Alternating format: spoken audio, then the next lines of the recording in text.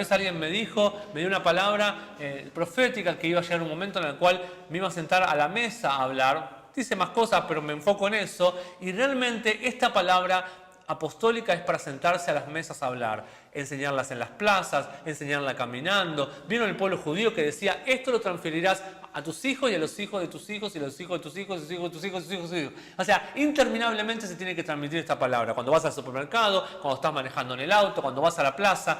Nunca fui tanto a la plaza como ahora que estamos en pandemia, porque estamos agobiados de estar encerrados. En todo momento hay que transmitir esta palabra. Deja el título un poco de lado, olvídate si sos pastor, evangelista, apóstol, profeta o un miembro de una casa, olvídate todo eso, relajá, como le dije al grupo de los pastores que somos hijos de Papá Ben, relajemos, amémonos más, hay que cuidarse más, hay que protegerse más entre hermanos, porque de eso se trata el cuerpo de Cristo.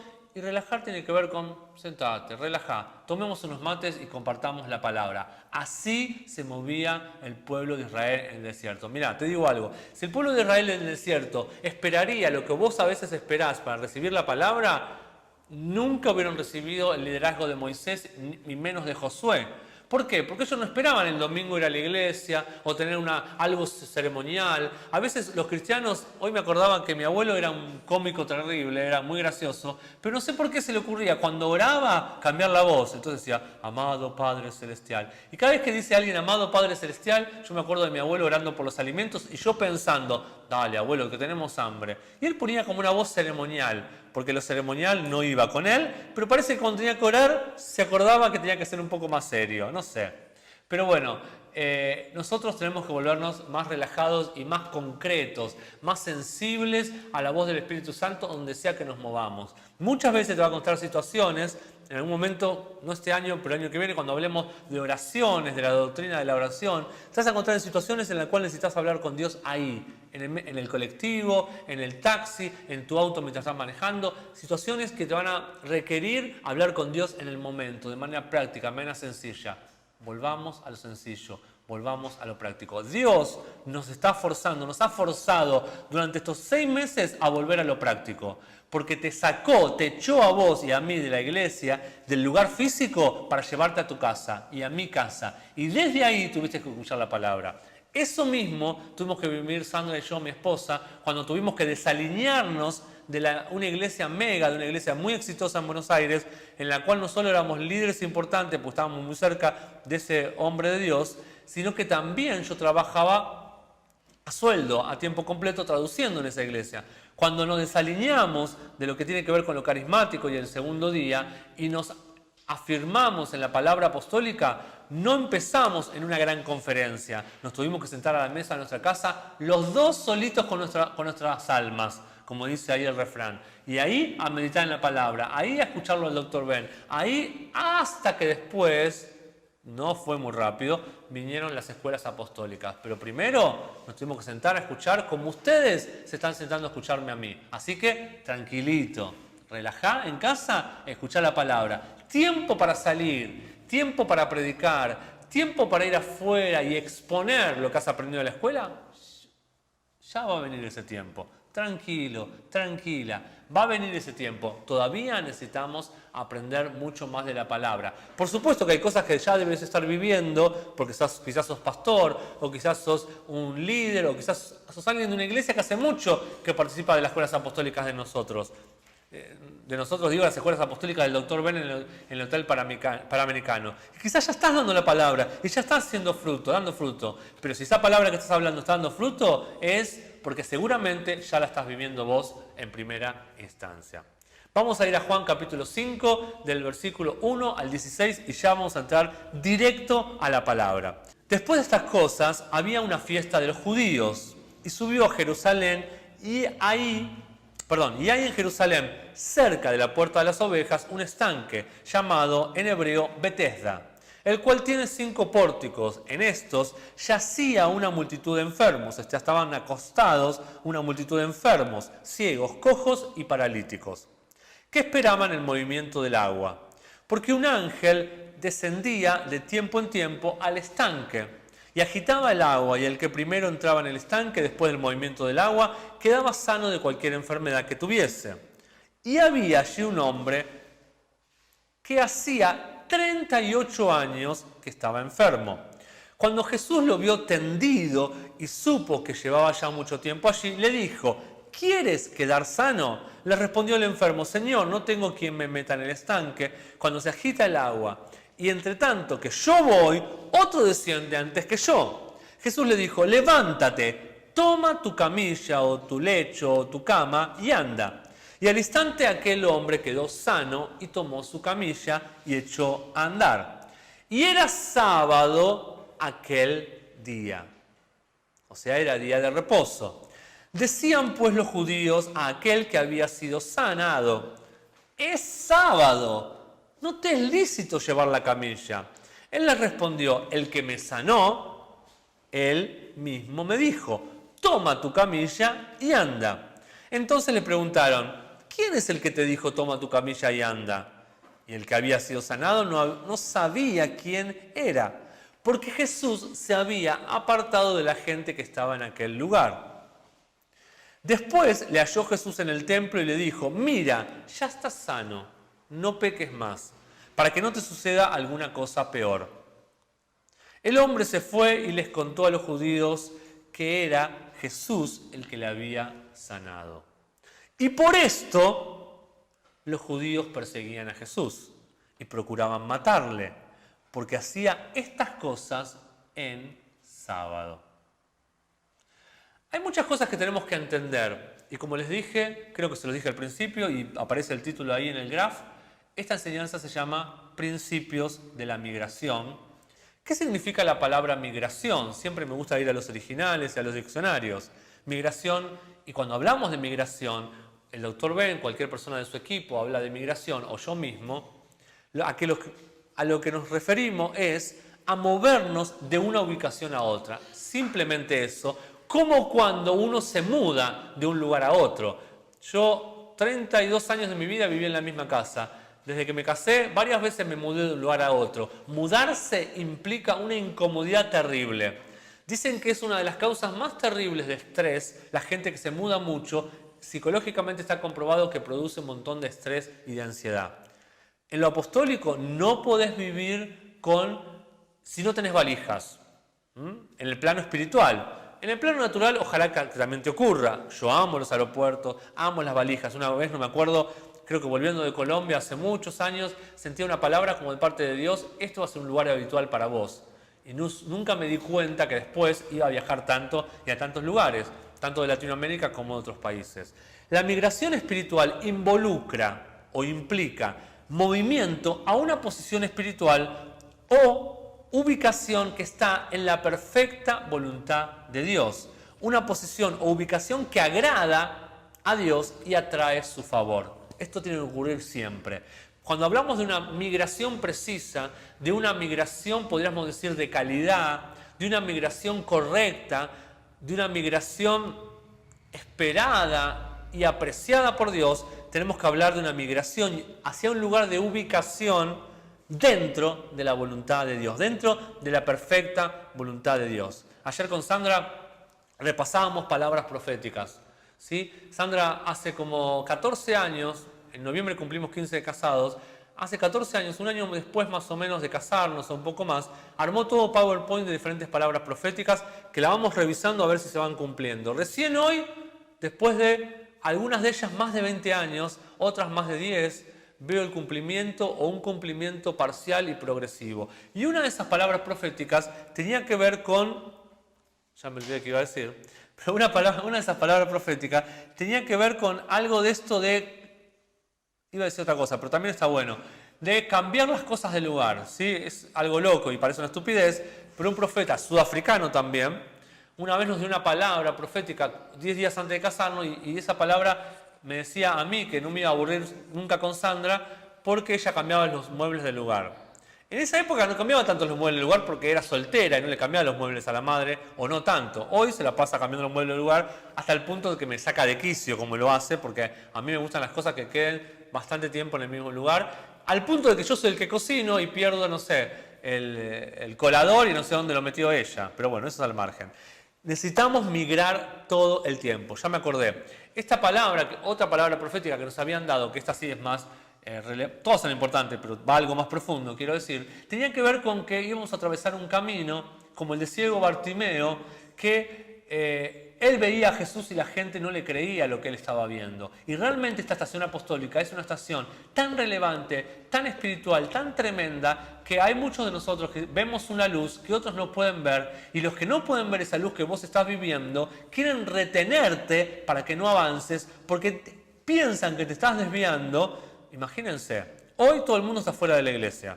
Imagínense para mí que yo digo que soy un pequeño Samuel, porque mi vida en la iglesia es más larga que mi vida fuera de la iglesia. Yo no tengo barrio, o sea, tengo barrio porque vivo en un barrio, pero no tengo calle. Nunca probé un cigarrillo, nunca fui a un boliche bailable, ni me interesó, y para mí sería lo peor ir a un boliche bailable, porque mi vida pasó siempre a través de la iglesia. Nunca fumé, ni me interesó, odio el cigarrillo, no puedo probar el tabaco.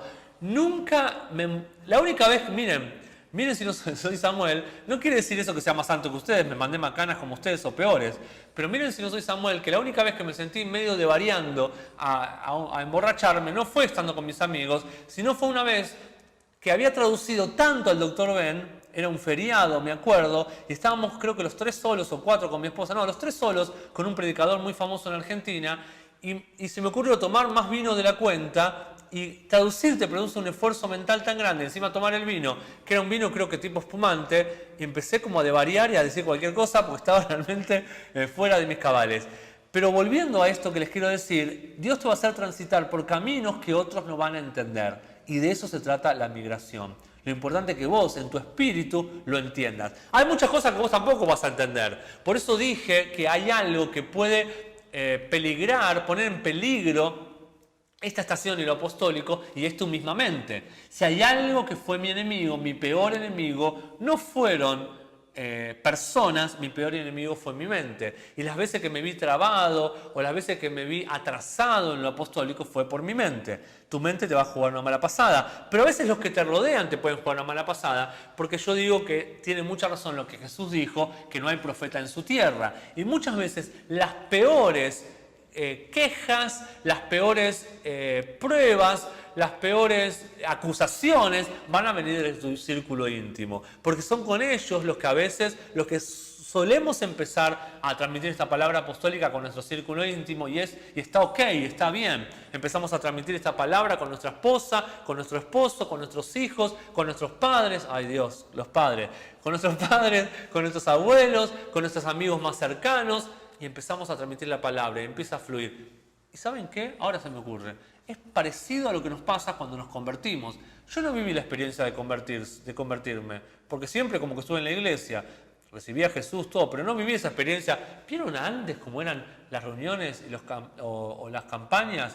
Que escuchabas a este que se drogó, que se revolcó por donde sea y después dijo, Jesús me sanó, ahora soy limpio, Jesús me limpió, Jesús me perdonó, su misericordia. Vos decías, ¡wow! ¡Qué tremendo el testimonio! Yo esos testimonios no lo tuve, porque ni me drogué, ni me revolqué.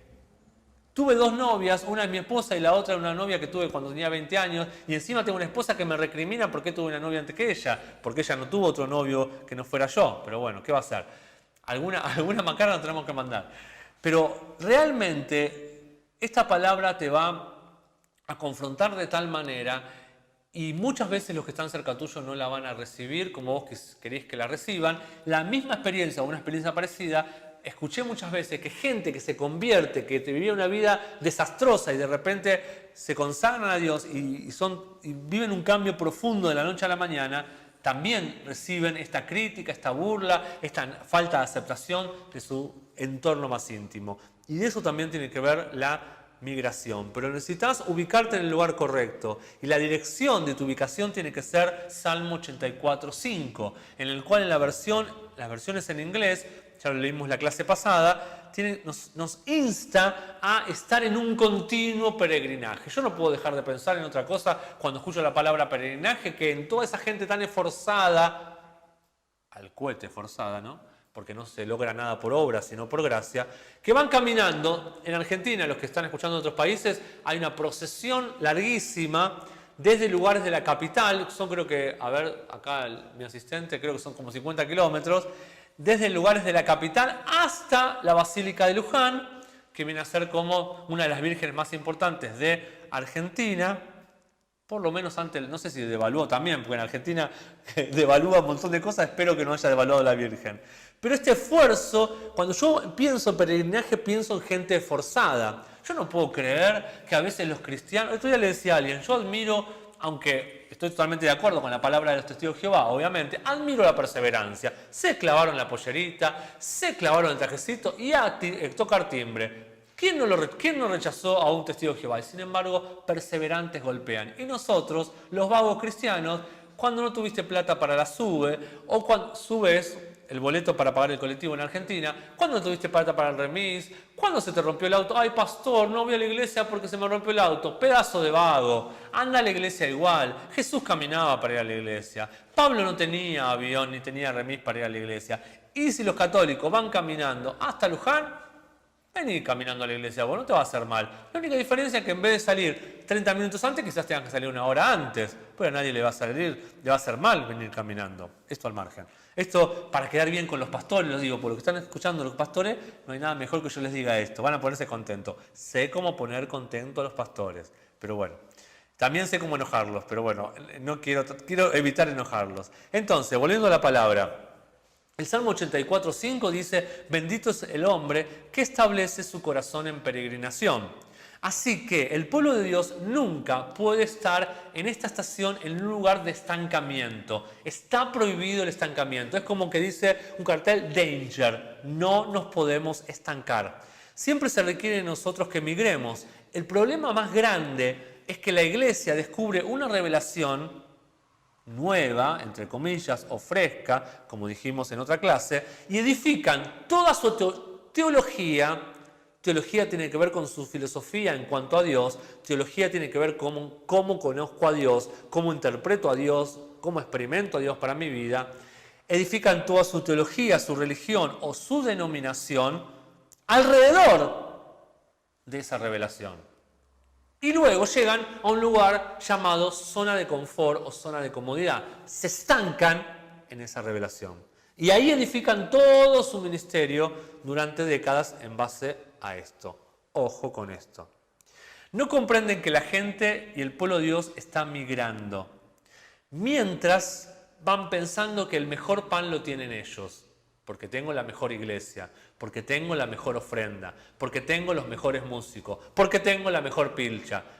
Te digo, no tenés nada, porque un día te viene una pandemia como esta y te vuela todo.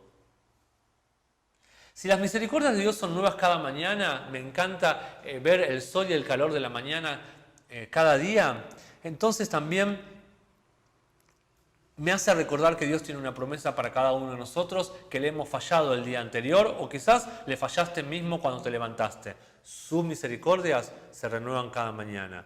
Si nuestros antepasados, me estoy adelantando, si su misericordia se renueva cada mañana, yo pensé en este ejemplo práctico, porque Jesús era muy práctico, nosotros también nos tenemos que volver muy práctico.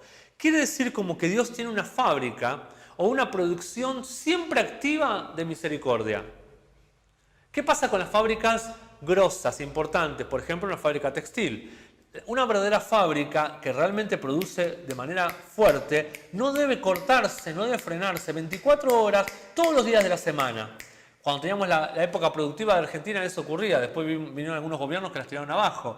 Pero realmente cuesta mucho dinero cortar la producción de una fábrica y volver a iniciar, apagar las luces, apagar las máquinas. Cuesta mucho dinero para un montón de gremios. Entonces lo que necesitan es producción día y noche. Entonces tienen turnos nocturnos y diurnos. Dios para mí tiene una fábrica de misericordia. Por eso se renueva todos los días. Está activa su misericordia todos los días. Si nuestros antepasados no hubieran migrado, todos nosotros tendríamos la única opción que ser católicos. Si no hubiera existido un rebelde monje como Martín Lutero que se animó a decir la salvación es por gracia y no por medio de las obras, vos y yo estaríamos, el pastor Luis, el pastor Santiago, estaríamos vestidos con los mamelucos esos ridículos de los católicos, de los sacerdotes, de los obispos. Ni me imagino cómo lucirían. Prefiero el chaleco azul de Santiago. Todo es progresivo en la vida, menos la iglesia. sino fijémonos en la ciencia y cuanto más en la tecnología hoy. Los cambios son tremendos. Alguna vez tenemos que compartir eso, cómo los cambios en la tecnología tardaban 20 años, 30 años, después empezaron a tardar 10, 5 años y hoy días, segundos, todo va cambiando, todo va cambiando. No sé si les compartí, pero el capacitador de la escuela donde yo trabajo, que nos capacitó conforme a Google Education, que es Google para la parte educativa, nos dijo, el Google de hoy, agosto, no es el mismo Google de abril. Pasaron 4 meses, 5 meses, todo cambia todo el tiempo. Lo único que no cambia, o lo único que parece que no cambia tanto, o en la misma velocidad, es la iglesia. Piénsenlo. Predicamos de la misma manera que hace 10 años, juntamos la ofrenda de la misma manera que hace 20, armamos los cultos de la misma manera, basta, hasta Dios se va a aburrir.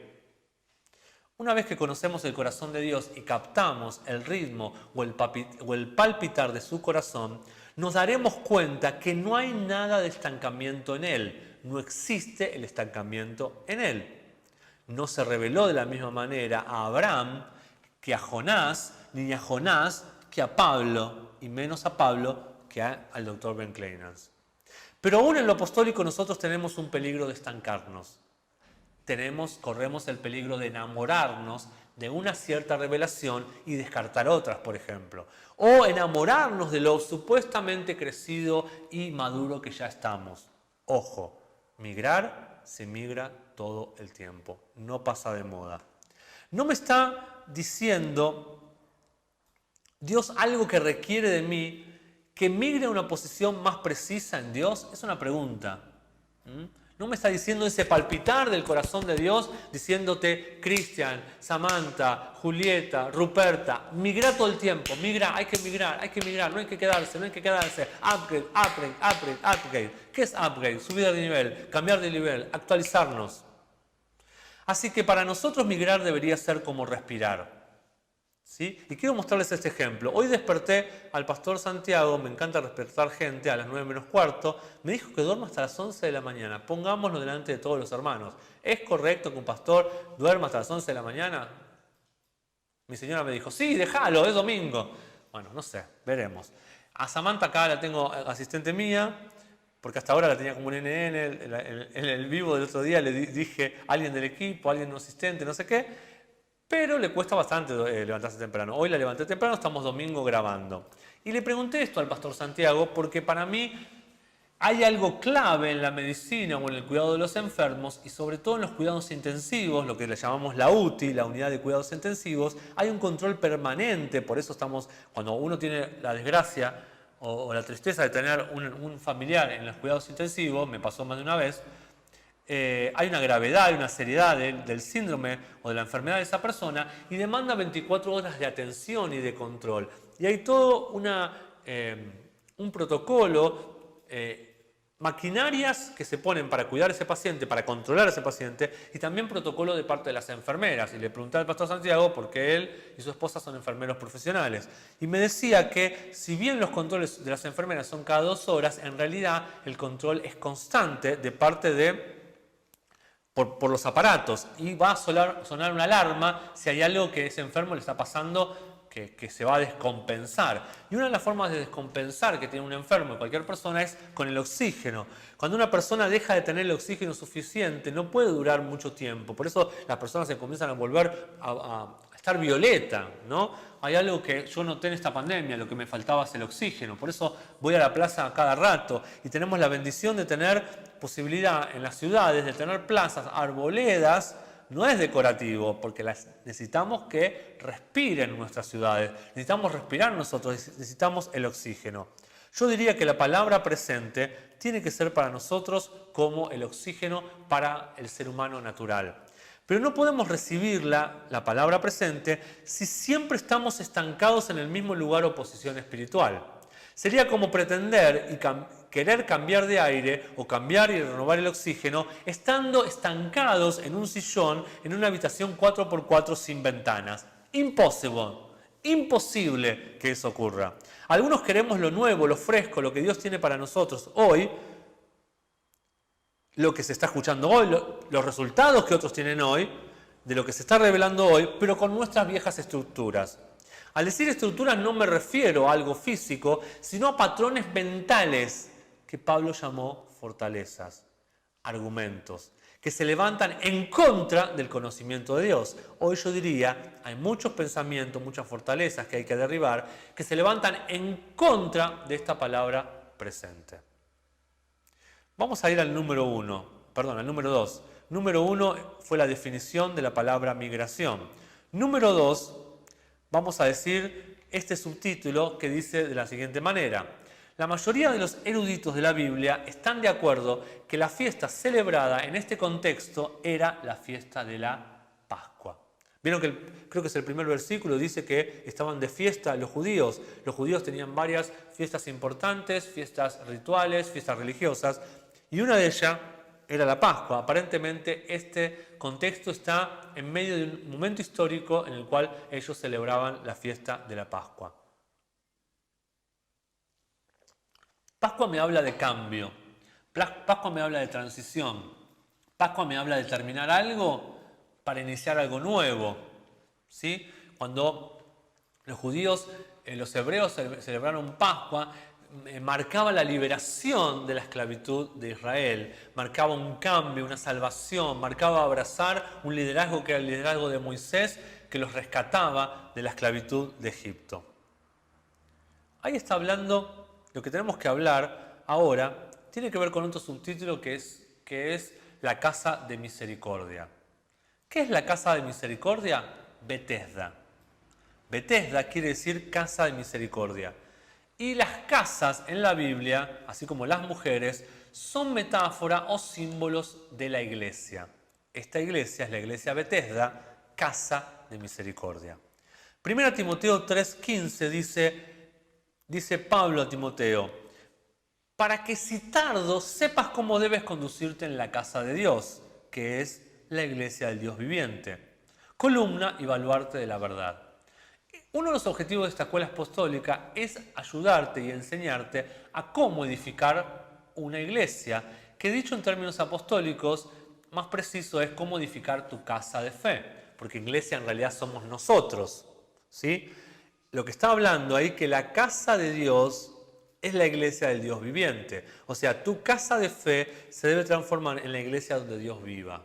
Así como tu cuerpo debe ser templo del Espíritu Santo. Por lo tanto, debemos entender que los símbolos son importantes en la Biblia.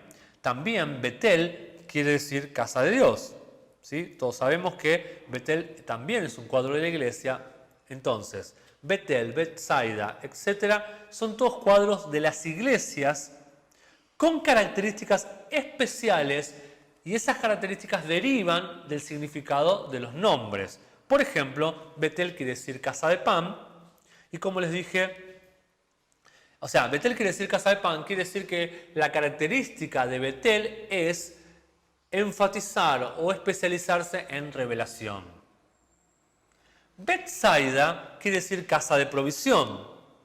Esta casa se especializa en suplir necesidades que sus miembros tienen, porque es una casa que provee. Vamos al punto próximo, que está en el versículo 2. Habla en el versículo 2 de un estanque. ¿Qué quiere decir? Que esta casa tiene agua. Tiene un estanque que tiene agua. Agua es un cuadro de la palabra de Dios, por supuesto. Efesios 5:26 dice: para santificarla, habiéndola purificado con el lavamiento del agua. Esta escuela apostólica y las del Panamericano y las enseñanzas del Dr. Ben en YouTube, en Facebook, intentan hacerte un lavado de cerebro, en el buen sentido, lavar tus pensamientos, renovar tus pensamientos, como dice Romanos en el capítulo 12. El agua es un símbolo de la palabra de Dios y lo podemos ver en diferentes ejemplos. Para dejar Egipto, número 1, para dejar Egipto la nación tenía que pasar a través del Mar Rojo. Para dejar el mundo, o sea Egipto siendo símbolo del mundo, usted tiene que pasar a través de la palabra. Si quiero convertirme en un hijo de Dios, tengo que atravesar el Mar Rojo a través de la palabra y conocer que Cristo quiere ser el Salvador de mi vida. Número 2. Para dejar el desierto, la nación tuvo que atravesar el Jordán, el río Jordán. El río Jordán también es símbolo de la palabra. Quiere decir esto que para dejar las imprecisiones del desierto, usted tiene que pasar a través de la palabra. río Jordán. Número 3. El triunfo sobre los moabitas fue debido al reflejo del sol sobre el agua. Esto está en 2 Reyes, capítulo 3, versículo 20 al 24.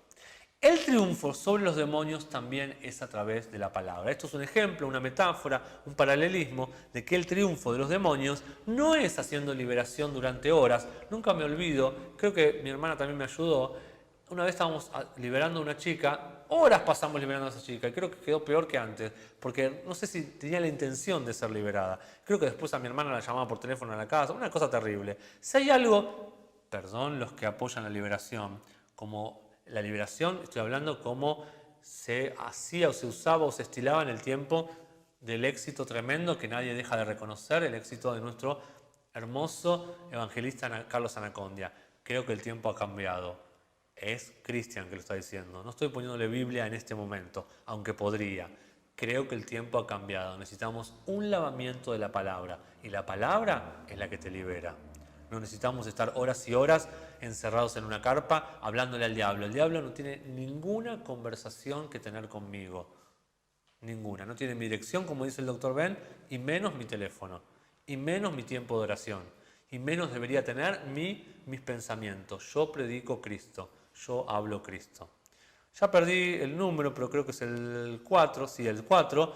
Dice, los recurrentes abortos naturales también fueron debido al agua contaminada, que se encuentra esta historia en 2 Reyes, capítulo 2, versículo 18 al 19. Qué tremendo que esta agua contaminada produjo abortos. Hoy en día, ¿cuánto cáncer tenemos alrededor nuestro? No porque alguien haya pecado quizás, o porque alguien, no sé, o un castigo divino, sino justamente por la contaminación que vive nuestro planeta. Cuando la palabra de Dios está contaminada en el mundo del espíritu, las visiones se abortan. Moisés, número 5 creo que es, 1, 2, 3, 4, 5. Número 5 y último, Moisés sobrevivió sobre el agua. El canastito de ese bebito, de ese niño tan chiquitito, sobrevivió sobre el agua. ¿Qué nos enseña? La palabra te salva. Lamentablemente llegamos al final de esta clase. Si hoy tienen a Cristian así, paradito, tan lindo, tan chulo, dice Benja, tan chulo, tan guapo, como dicen en los videos de YouTube. Amo esa gente que habla así. Tenemos a Adri, la colombiana, no sé si habla con chulo, pero amo la tonada colombiana, la tonada de México, la tonada de nuestra gente latinoamericana. Amo toda esa tonada. Si hoy tienen a Cristian acá, es porque la palabra lo salvó. Ben Kleinans lo salvó. Porque muchas veces, el otro día hablaba con una colega en traducción y me decía, Cristian, yo sentía que estaba entrando en una depresión espiritual. Y muchos pastores, líderes y gente de la iglesia han entrado en depresiones espirituales, no por irse al mundo, en medio del contexto de la iglesia. He oído hasta pastores suicidarse por la soledad del ministerio y por la falta del agua correcta, por la falta de la palabra presente y sobre todo por la falta de paternidad y también por la falta de la mesa de hermanos que apoyen, bendigan, sustenten y también por la falta de un segundo hombre, que ya en su momento lo hablaremos. Termino esta enseñanza diciendo, no te olvides, todo puede ser muy lindo. Hubo muchos resultados con esas liberaciones que dijimos, hubo muchos resultados con la sanidad interior que muchos utilizaron, con los encuentros que otros utilizaron, con las células que otros utilizaron. En alguna de esas cosas, no en todas, yo estuve metido o tocando de oído o haciéndolo un poco mejor y peor. Hoy me doy cuenta que no hay nada que pueda ocupar el lugar de la palabra. Solo la palabra te salva. Cuando hablo de salvar, no hablo solamente de Jesucristo como tu Salvador. La palabra es la única que puede transformar y provocar un cambio trascendental, consistente y realmente un cambio que el tiempo y las relaciones no altere. Lo único que puede producir un cambio sustentable en el tiempo es la palabra presente.